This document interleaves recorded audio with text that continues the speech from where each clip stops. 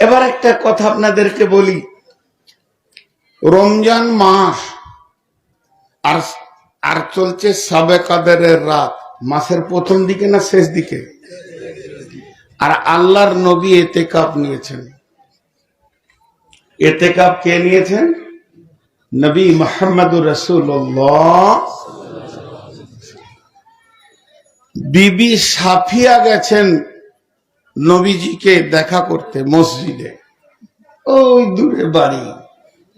আর এশার নামাজ পড়ে সব সাহাবীরা চলে গেছেন।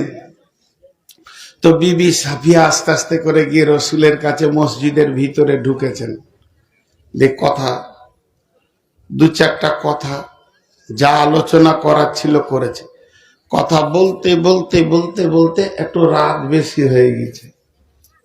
বিবি সাফিয়া বলছেন নবীজিকে, ইয়া রাসূলুল্লাহ, আপনি আমাকে একটু আগিয়ে দেন, কারণ এতেকাফের লোক তো বাড়ি ঢুকবে না, উনি মসজিদ থেকেই থাকবেন। তো মসজিদে যে থাকবে, তো আমি রাস্তায় বাড়ি যাব, আপনি বাড়ির কাছাকাছি পর্যন্ত আমাকে দিয়ে আসেন। তো নবীজি বিবি সাফিয়াকে নিয়ে যাচ্ছেন। আর রাত কিন্তু আন্ধার রাত, মানে চাঁদ তো শেষের দিকে, যদি 27-25 হয়, চাঁদ তো নাই, এ তো রাত, আন্ধার রাত। নিয়ে যাচ্ছেন। এবার মসজিদ থেকে দক্ষিণ মুখে, কথার কথা বোঝানোর জন্য বলছে, হাদিসে দক্ষিণ আসেনি, এই মুখে যাচ্ছেন আল্লাহ রসুল আর বিবি সাফিয়া, দুজনের সম্পর্কে স্বামী স্ত্রী। আর এই দিক থেকে একটা সাহাবী হেঁটে চলে গেলেন এই পাশে আঁধারে। নবীজি ওনার বিবিকে বলছে, সাফিয়া দাঁড়াও। দাঁড়িয়ে গেল, ওকে ডাকছে, ওই আল্লাহর বান্দা, ওই আল্লাহর বান্দা। জি হুজুর, এদিকে এসো। কাছে এলো, যে বলছে, এই মেয়েটি আমার বিবি সাফিয়া, যাও। ও কিছুই বলেনি। আল্লাহ রসুল বললেন, এই মেয়েটি আমার বিবি সাফিয়া, যাও। তখন সাহাবীটা বলছেন, ইয়া রাসূলুল্লাহ, আপনার ব্যাপারে আমি কোনো কিছুই বলিনি, তবে কেন এমন বললেন আপনি? নবীজি বললেন, তুমি বলনি তুমি ভালো, আমি ভালো, আমার বিবি ভালো, কিন্তু শয়তান ভালো নয়। একটা গোষ্ঠী, একটা দল সব সময় আমার বদনামের জন্য লেগে আছে। তারা যখন আলোচনা করবে নবী মুহাম্মদ নারী আসক্ত মানুষ, সে নারী পেলে ব্যবহার করে, তখন তোমার ভিতরে ধারণা এসে যাবে, আমিও একদিন গভীর রাতে দেখেছি একটা মেয়ের সঙ্গে চলতে। তো যাতে করে তোমার ভিতরে এই নোংরা ধারণাটা না ঢুকে আর ইমানটা না নষ্ট হয়ে যায়, তার জন্য আমি একটা বাঁধ দিয়ে দিলাম, এটি হলো আমার বিবি সাফিয়া। তার মানে আল্লাহ বলছেন, ইন্না বাদা জান্নি, সমস্ত অনুমান গুমাল্লায়, এমন কিছু ধারণা আছে, এমন কিছু অনুমান আছে, যেটা হলো গুনাহ।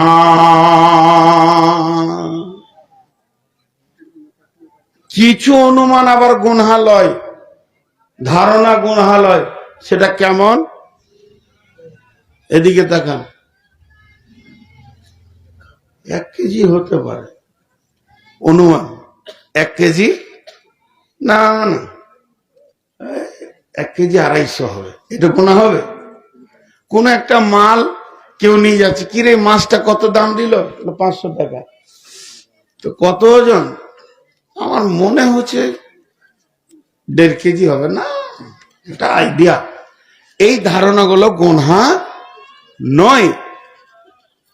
এই রাস্তাটা 5 ফুটের না 7 ফুট হবে, মেপে দেখলাম, ক্লিয়ার হয়ে গেল। তো ইন্না বাদাত জান্নি, চারিত্রিক ভাবে যে ধারণাগুলো করা হয় সেগুলো হচ্ছে গুনাহ।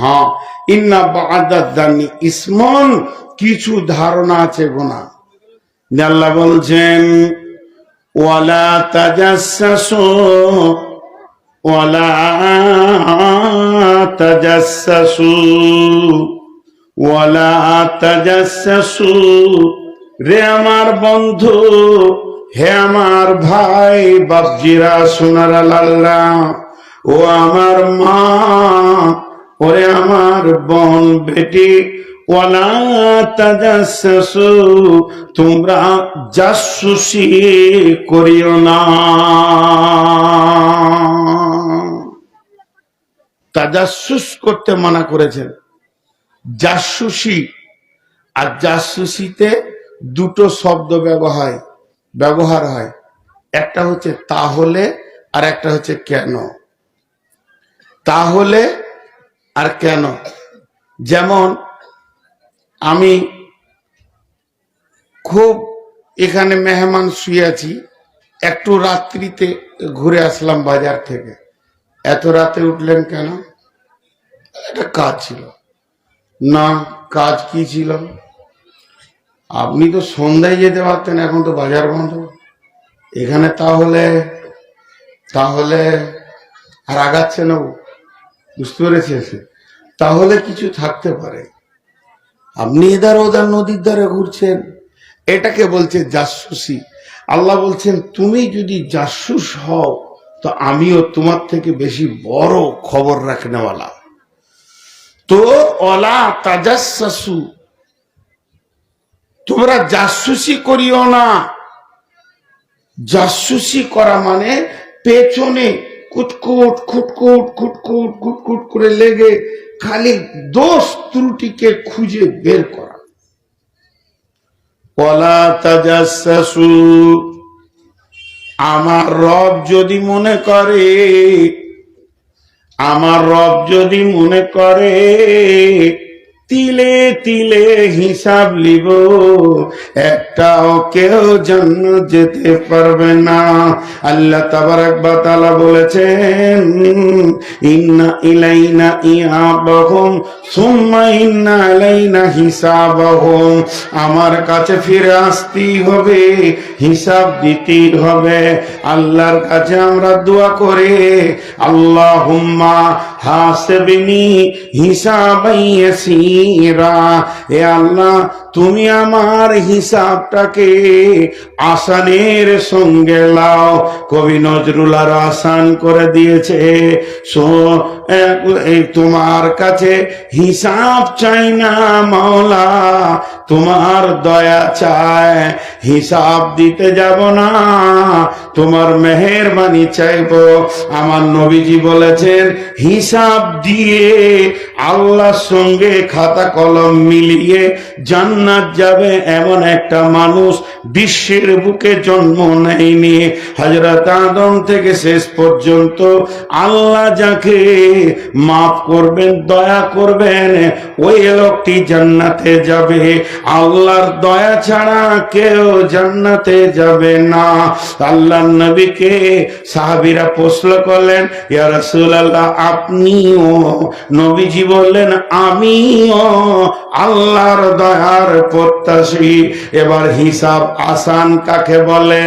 আসান হিসাব বলে আমার আল্লাহ জাসুস হবেন না।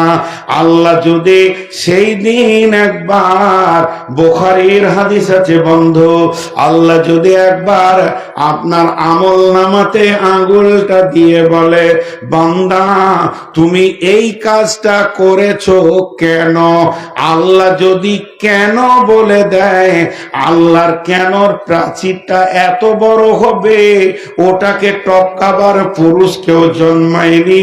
ওকে জেনে নিতে হবে আল্লাহ কেন বলেছে, মানে আমি জাহান্নাম যাব, বিধায় আল্লাহ যাকে মাফ করবেন আল্লাহ কেন শব্দ বলবেন না। তাহলে আমাদের রব এত বড় মেহেরবান, তিনি আমার আপনার ব্যাপারে দয়াবান। তুমি মানুষ হয়ে মানুষের পেছনে লেগেছ কেন? এটা করলে কেন, ওটা করলে কেন? অতএব আল্লাহ বলছেন ওলা তাজাসসুসি, খবরদার তোমরা তাজাসসুসি করিও না। ওলা ইয়াগতাব বাযুকুম আলা বাযিন, একে অপরে তোমরা গীবত করিও না।